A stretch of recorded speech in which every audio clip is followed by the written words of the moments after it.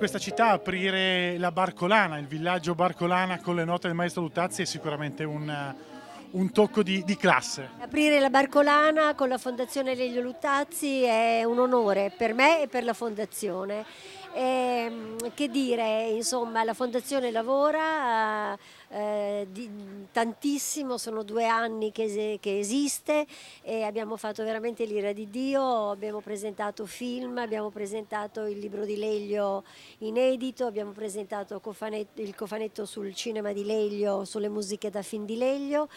Stiamo continuando a lavorare, abbiamo presentato la rassegna Frammenti di Memoria a Roma, la porteremo a Trieste Antiqua con il patrocinio della provincia di Trieste, che ringrazio di cuore, il patrocinio della regione Friuli Venezia Giulia, che ringrazio di cuore anche loro, e quindi siamo molto contenti. È una rassegna bellissima in collaborazione con Promo Trieste, che ringrazio ovviamente. Abbiamo organizzato un concerto per il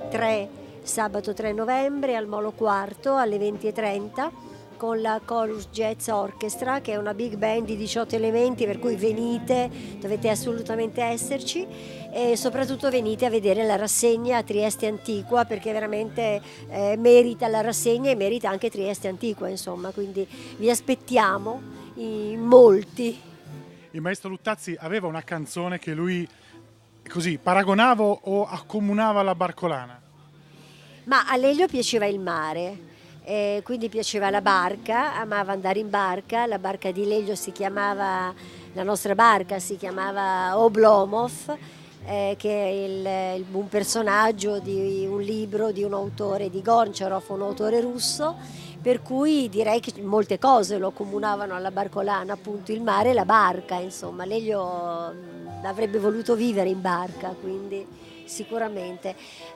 Canzoni, ma sai, 800 titoli ha depositato in SIAE, per cui adesso in questo momento non me ne viene ovviamente in mente nessuno, però sì, insomma, tanti titoli che parlavano di mare e di Trieste soprattutto ci sono.